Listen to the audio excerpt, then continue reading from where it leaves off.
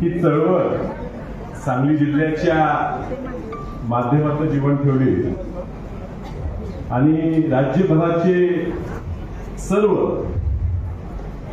या वारकरी संप्रदायाचे लोक एकत्रित आणून त्यांची एक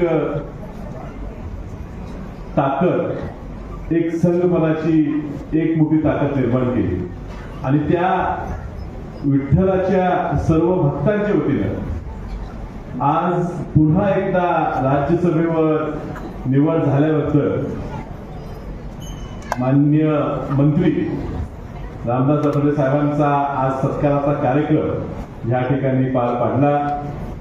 आपण सर्व या ठिकाणी उपस्थित राहिलात आणि या ठिकाणी सर्व मान्यवर उपस्थित राहिले त्या सगळ्यांचे मी क्षमा मागतो की मी नावं घेत नाही। मी मुळातच उशिरा आलो, मी आधी लवकर आलो, मग तो पण लोक जवळ अजून साहेब यायचे होते, तो पण दुसऱ्या कार्यक्रमाला गेलो, तिथं आलो। पण ह्या ठिकाणी साहेब आम्ही सगळे पक्षाचे कपडे जोडे सगळे बाहेर ठेवून इथं आलेलो आहे आणि ते पूर्णपणे तुमच्या प्रेमासाठी आणि काकाजींच्या प्रेमासाठी।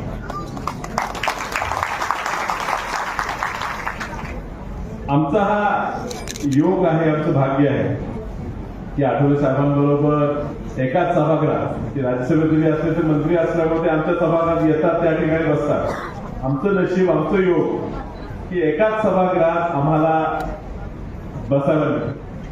परवा एक महिला विधेयकावर चर्चा होती आणि अजून काही वक्ते बोलत होते, तोपर्यंत आठवले साहेब सभागृहात आले आणि आम्ही सगळे आनंदित झालो की तोपर्यंत दीपक बाबा वाईट ओढून घेऊ नका, पण तुमचे सगळ्यांची भाषणं खूप बोरिंग झाली, त्यामुळे आता आठवले साहेब बोलतील आणि खऱ्या अर्थाने हा विधेयक का पास केला पाहिजे हे कदाचित आम्हाला सगळ्यांना समजून सांगतील आणि त्याच्याची प्रेरित होऊन चुकून आमचं बटन चुकीच्या ठिकाणी जाईल ह्याची आम्हाला भीती होती।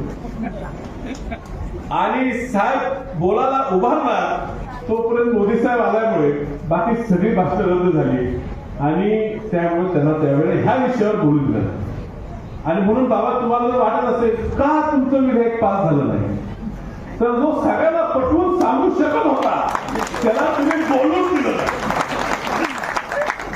आता पक्षाचे डोळे बाहेर ठेवले तरी अंगात असते ते कमी होत नाही, त्यामुळे कुठेतरी साहेब आम्ही कमी पडतो। आम्ही म्हणजे आम्ही काय खूप लहान होतो, पण आम्ही कमी पडतो।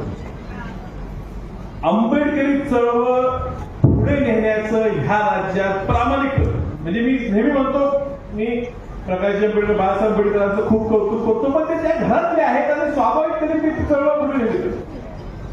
मी वसंतदादांचा नातू आहे, वसंतदादांचा विचार मी पुढे नेला पाहिजे ह्यात काही शंका नाही, पण वसंतदादांचा विचार, डॉक्टर बाबासाहेब आंबेडकरांचा विचार त्यांच्या घरातला नाही, पण त्यांच्या विचाराशी प्रेरित होऊन जणू काय मी त्यांचाच वारस आहे ह्या पद्धतीनं पुढे नेण्याचं काम जर तुम्ही केलं असेल तर ते खासदार साहेबांनी केले, मंत्री महोदय केले, हे तुम्ही टाळू शकणार।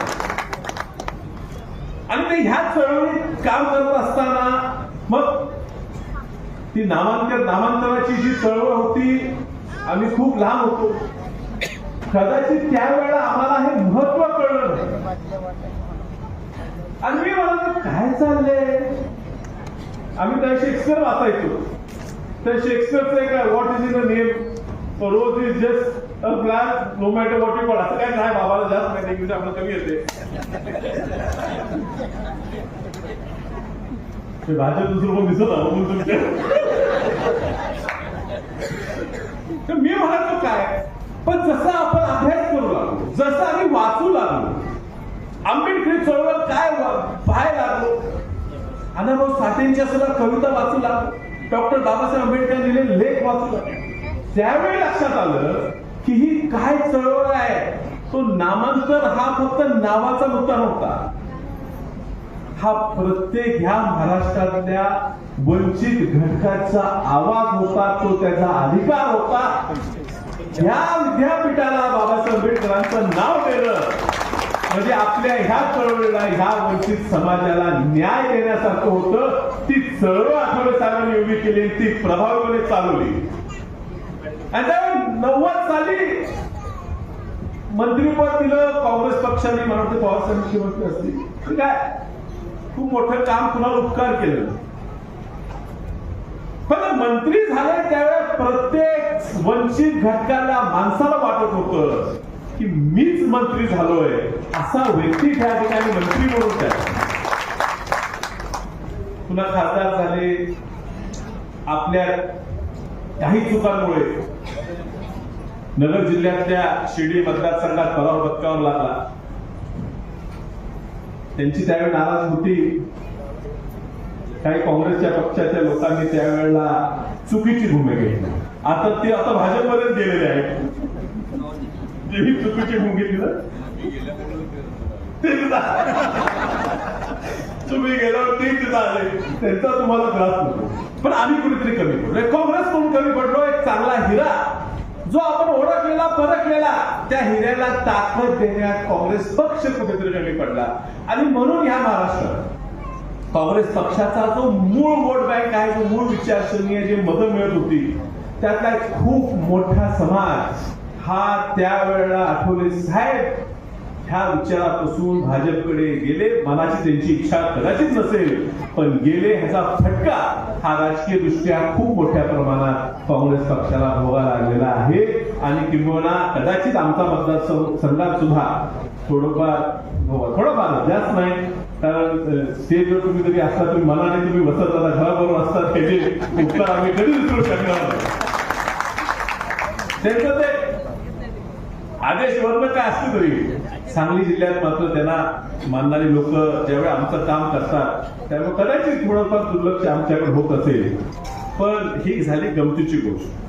मात्र त्या ठिकाणी दिल्लीत काम करत असताना असं एक व्यक्तिमत्व की प्रत्येक आलेल्या माणसाला असं वाटावं की आपलाच हा भाऊ आहे, आपल्यातलाच आहे.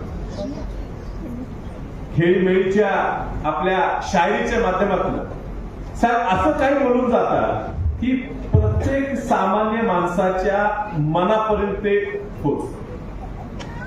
काही गोष्टी खूप मोठ्या भाषण करून कदाचित लोकांना कळत नसतं, पण ह्याची शैली अशी आहे की त्या शैली ते बरोबर प्रत्येकाच्या मनात घर करतात. प्रत्येकाच्या मनात तो आपला मुद्दा हा चांगल्यापैकी पोहोचतो. कदाचित आज राजकारणात असे इतर लोक नाहीये. राजकारणात या स्पर्धेच्या युगात पक्ष म्हटलं तर स्पर्धा, तू ह्या पक्षाचा मी त्या पक्षाचा, अशा युगात कदाचित त्यांच्या स्वभावामुळे सगळ्यांना सोबत नेण्याचा, सगळ्यांना मिळून मिसळून घालायचं, आमची नावं व्यासपीठाच्या ह्या मंचावर असताना सुद्धा ह्या कार्यक्रम स्वीकारणं, हा जो स्वभाव आहे ह्याचा कदाचित त्यांना राजकीय नुकसान देखील होत असतं.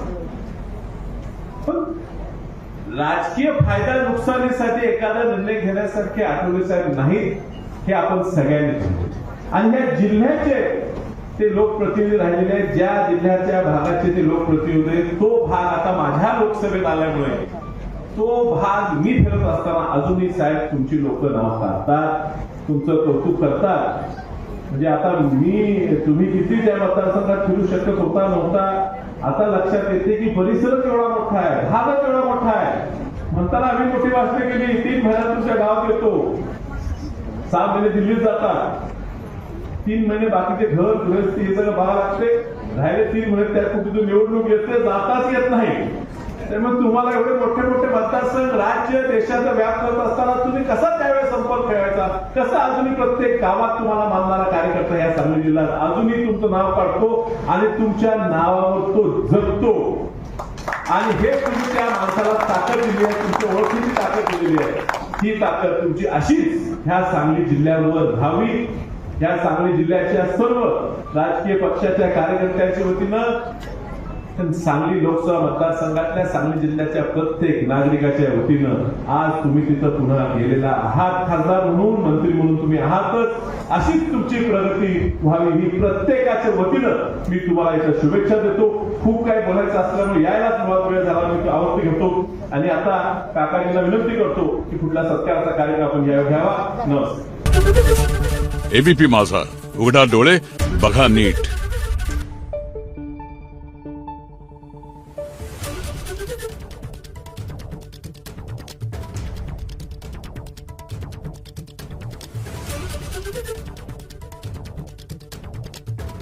Thank you.